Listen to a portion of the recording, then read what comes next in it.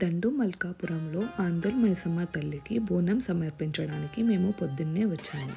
తల్లికి బోనం చేశాము.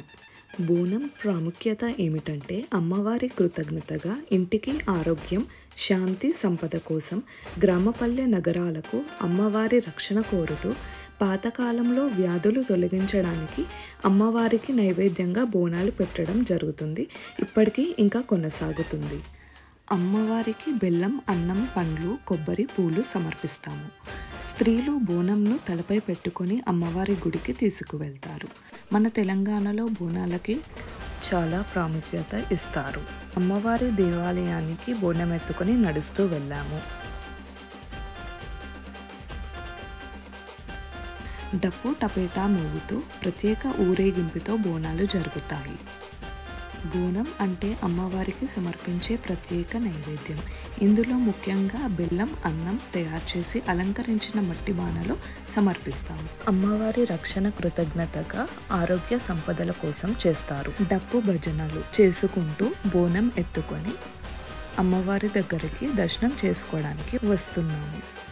ఆందోల్ మైసమ్మ తల్లి temple Hyderabad to Vijayawada highway రోడ్కి ఉంటుంది. నేను టెంపుల్ అడ్రస్ డిస్క్రిప్షన్లో పెడతాను. ఎవరైనా రావాలనుకుంటే అది చూడండి. అమ్మవారిని దర్శించుకోవడానికి వివిధ రాష్ట్రాల నుంచి కూడా భక్తులు వచ్చి అమ్మవారిని దర్శించుకుంటారు. మైసమ్మ తల్లి ఎంత అద్భుతంగా ఉంటారంటే చూడడానికి మన 2 కళ్ళు చాలవు. ఎంతో మహిమగల తల్లి భక్తుల కోరికలను నెరవేరుస్తుంది అని భక్తుల నమ్మకం. బోనం చేసుకొని తల్లికి సమర్పించడానికి వచ్చిన భక్తులందరినీ ఆయు, ఆరోగ్య, ఐశ్వర్యాలతో తల్లి దీవెన. ఈ దేవాలయం చాలా మహిమగలం. మనము ఒకసారి దర్శించుకున్నామంటే మళ్ళీ దర్శించుకోవాలనే ఆలోచన మనకి వస్తుంది. సో మీరు కూడా విజిట్ చేయండి. వడిబియ్యం అనేది పూర్తిగా సాంప్రదాయ, పురాణ, ఆధ్యాత్మిక భావనలు కలిపిన ఒక ఆచారం. అంటే మన పూజల్లో పవిత్రమైన ముడి పదార్థాలు దేవతలకు అత్యంత శ్రేష్టమైనవి అని భావిస్తారు. అందుకనే అమ్మవారికి వడిబియ్యం పోస్తారు. అన్నపూర్ణ సంపద, పంట శాంతికి ప్రతీక.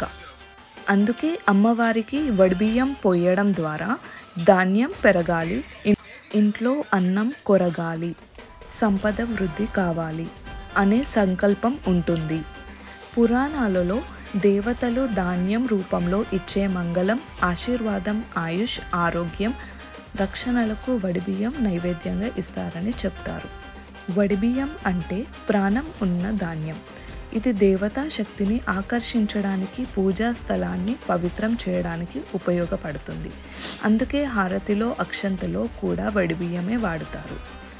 వడిబియ్యం పోసేటప్పుడు మనసులో చేసే కోరికలకు అమ్మవారి ఆశీస్సులు త్వరగా కలుగుతాయని నమ్మకం. తెలంగాణలో ముఖ్యంగా బోనాల్లో అమ్మవారికి ఇచ్చేది అక్షంతలు, వడిబియ్యం, బెల్లం, బియ్యం, పసుపు, కుంకుమ. అన్ని సంప్రదాయ రీతిలో అమ్మవారికి సంతోషపరిచే నైవేద్యంగా చెప్పబడింది. అందుకే వడిబియ్యం అమ్మవారికి మన కోరికలను నెరవేర్చడానికి మనస్ఫూర్తిగా అమ్మవారిని ధ్యానించుకుంటూ మనం వడిబియ్యం అమ్మవారికి సమర్పించాలి. దీనివలన మన ఆయు, ఆరోగ్య, ఐశ్వర్యాలు బాగా వృద్ధి చెందుతాయి. అంతా మంచి జరుగుతుంది. అందుకే భక్తులందరూ అమ్మవారికి వడిబియ్యం సమర్పించుకోవాలన్నా మనసులో అమ్మవారిని ధ్యానించుకుంటూ అమ్మవారికి వడిబియ్యం పోయాలి. సో ఇలా ఆందోల్ మైసమ్మ తల్లిని మేము దర్శించుకున్నాము.